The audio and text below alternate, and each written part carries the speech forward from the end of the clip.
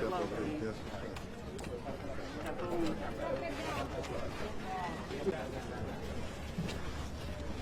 behind us. Y'all make sure y'all get them some room while y'all recording.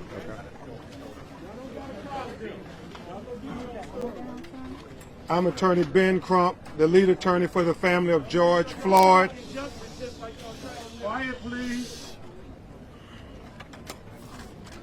I'm Attorney Ben Crump, the lead attorney for the family of George Floyd, and recently arriving in Minneapolis is his son, Quincy Mason.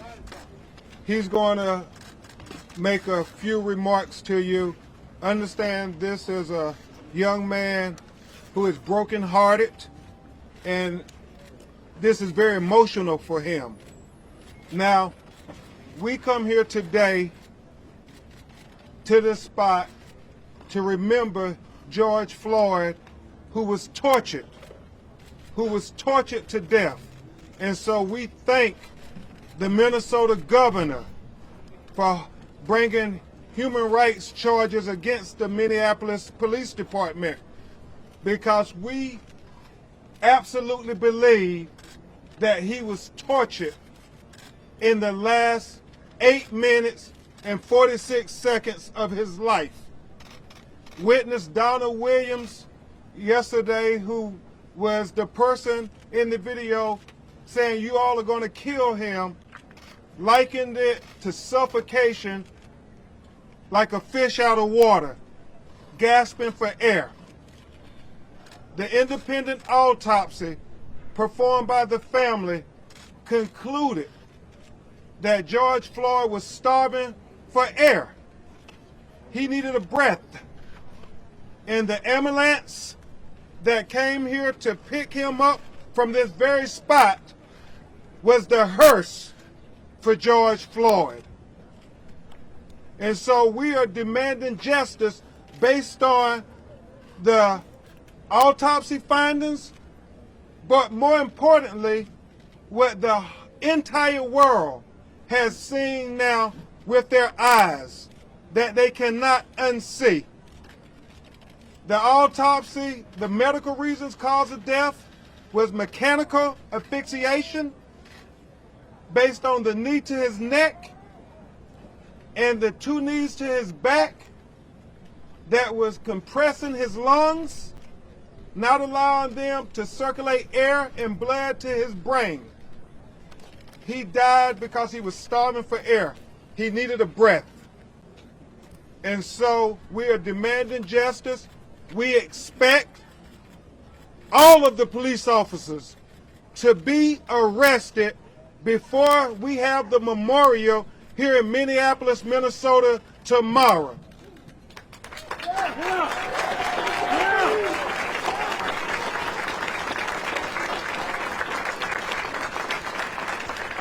Because we cannot have 2 justice systems in America, one for Black America and one for white America.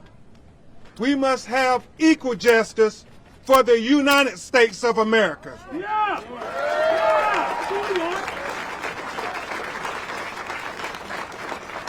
And change is going to come in the tragic killing of George Floyd. And I proclaim, with his son as my witness, that change starts today.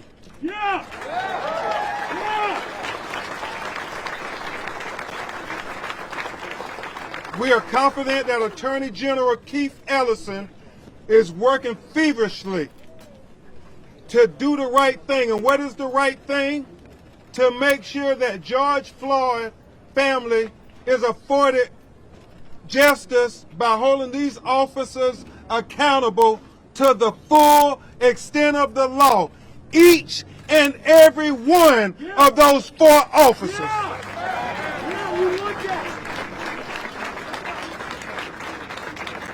Attorney General Ellison has a track record and championed civil rights for those who are marginalized, for people like George Floyd, because Black Lives Matter and George Floyd life mattered too. Quincy is going to make a few remarks. I'll try to take a few questions, and then we're going to let him go receive the rest of his family at the airport, and then we will keep you updated. We fully expect there to be an announcement with these officers being arrested, and we will give you the family reaction when that happens. But right now, I introduce to the world Mr. Quincy Mason, George Floyd's son, to say a few remarks on behalf of him and his family. Talk as loud as you can. Very reunited with my family, trying to get justice for my father. And no man or woman should be without their fathers. And we want justice for what's going on right now. I appreciate everyone showing him some support and love. I thank y'all for that. Quincy, we've seen a lot of. What has the last been so emotional. Yeah. Quincy, we've seen so many protests around the world, including Australia, about what's happened to your father. A lot of people there are protesting about what's happened to Indigenous people of colour in custody in Australia. Do you have any message to them about what has happened? I just want to thank them for supporting my family and receive justice. Quincy, how important is change? This is a pivotal moment in our country because of what happened to your father. How important is change? What do you want to see happen? We need change. This can't happen to anybody else.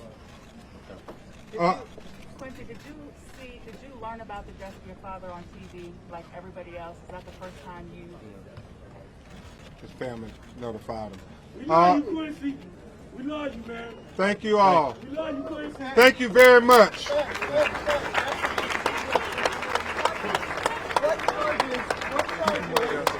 Okay. No, people right there. What charges are you expecting today?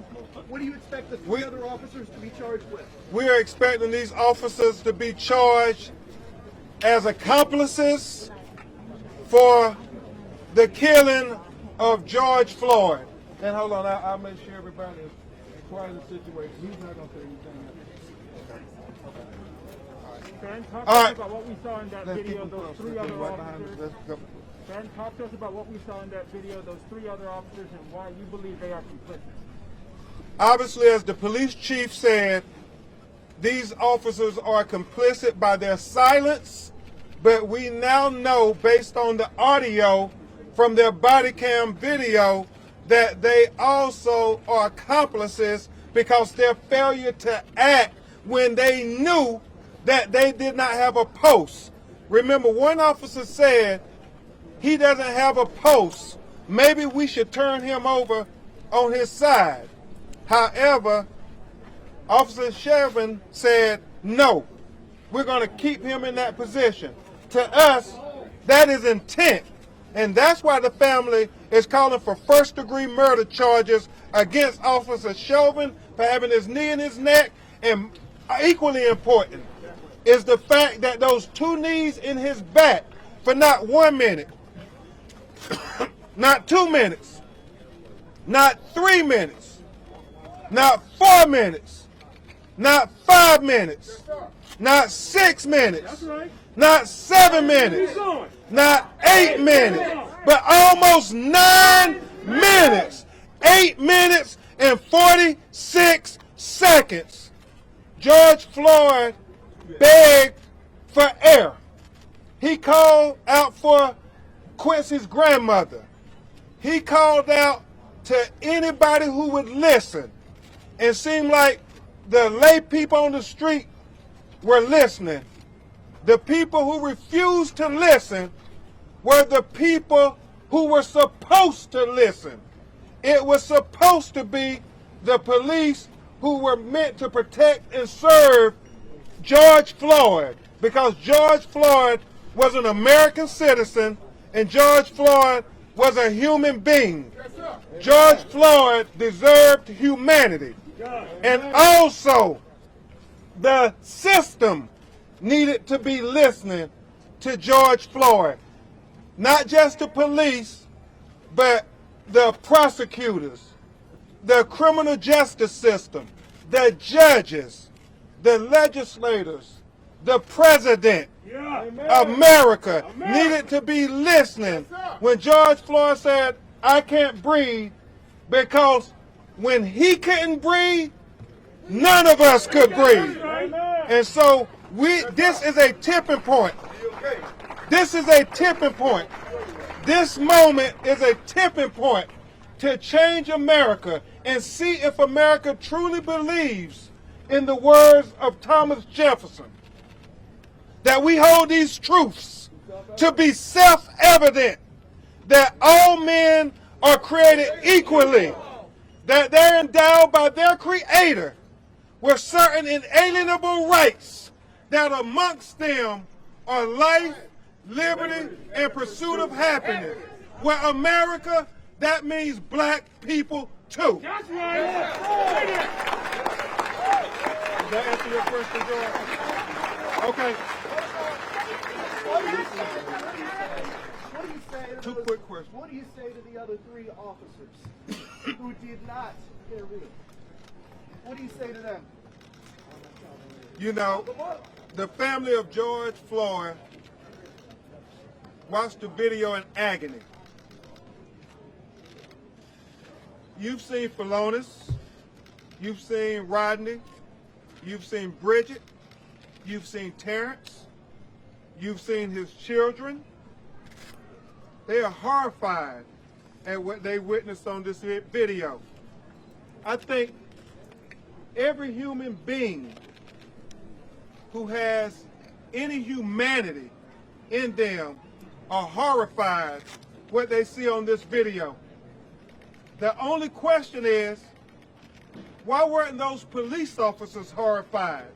And so the family's statement to those police officers are they are just as guilty for the death of George Floyd as Officer Chauvin.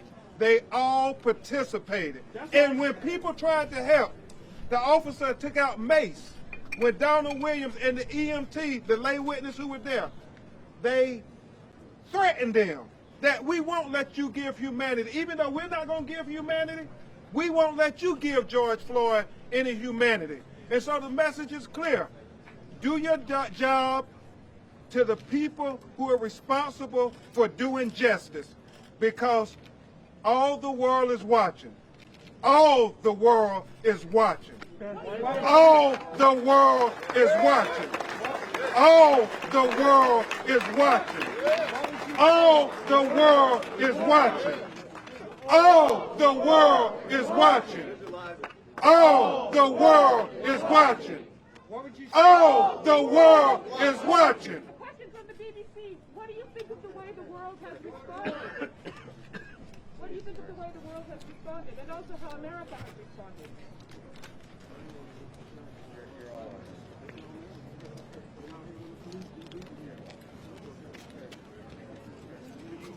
The response of the world has been heartening to this family. Their entire family have been very heartening.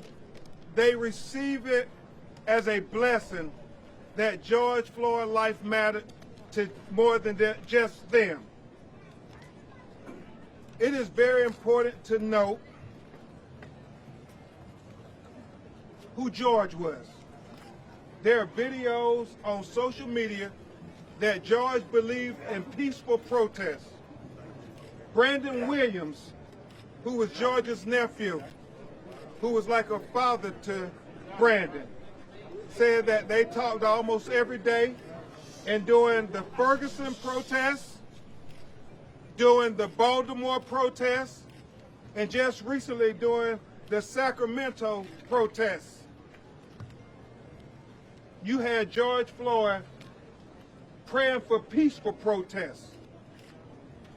You know, the forensic scientists, Dr. Michael Biden and Dr. Alicia Wilson, who did the family's autopsy, said that George died because he needed a breath. And so I am imploring, along with George Floyd's family, for all of us to take a breath. For peace, let's take a breath. For justice, let's take a breath to heal our country. And most importantly, let's take a breath for George Floyd as we get ready to memorialize him this week and lay him to his final rest on next Tuesday. Let's take a breath this week to heal the country and to remember George. Let's follow George's example. He would have wanted peaceful protests. He wants everybody to use their voice, but he wants them to do it in a constructive way. So as we get ready to memorialize him on tomorrow at North Central University with all his family, I also want us to remember that Breonna Taylor, the young lady who was executed in the sanctity of her own home in Louisville, Kentucky, birthday would be on Friday. So let's take a breath for Breonna as well. Let's take a breath for Ahmaud Arbery as well. Let's take a breath for Terrence Crutcher as well. Let's take a breath for Pamela Turner, who was killed in Houston. Let's take a breath for Alton Sterling, who was killed in Baton Rouge, Louisiana. Let's take a breath for Philando Castile, who was killed here in Minneapolis, Minnesota. Let's take a breath for Laquan McDonald, who was killed in Chicago, Illinois. Let's take a breath for Sandra Bland, who was killed in Texas. Let's take a breath for Natasha McKinney, who was killed by police in Virginia. That's right. Let's take a breath for Stephon Clark, who was killed in Sacramento, California. Let's take a breath for Corey Jones, who was killed in Palm Beach, Florida. Let's take a breath for Botham Jones, who was killed in his own apartment in Dallas, Texas. Let's take a breath for Eric Gardner, who was killed in Staten Island, New York. Let's take a breath for Freddie Gray, who was killed in Baltimore, Maryland. Let's take a breath for Walter Scott, who was killed in South Carolina. Let's take a breath for Jamar Clark, who was killed here in Minneapolis. Let's take a breath for Tysell Nelson, North Side, Minneapolis. Tysell.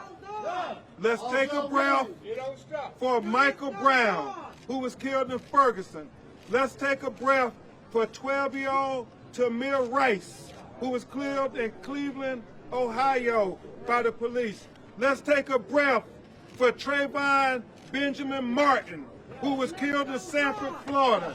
Let's take a breath for Emmett Till, who was killed in Mississippi. Let's take a breath collectively for all of the marginalized and disenfranchised and dehumanized people, whether black, brown, white, or red, who were killed unjustifiably, who were killed unnecessarily, and who was killed senselessly, because they are American citizens, one, they are human beings, two,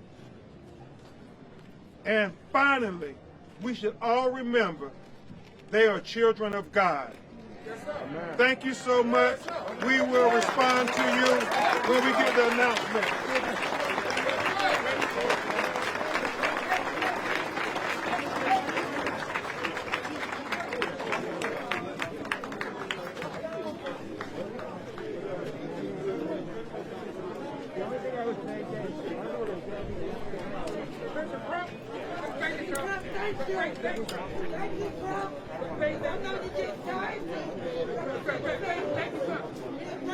Yeah, come this way.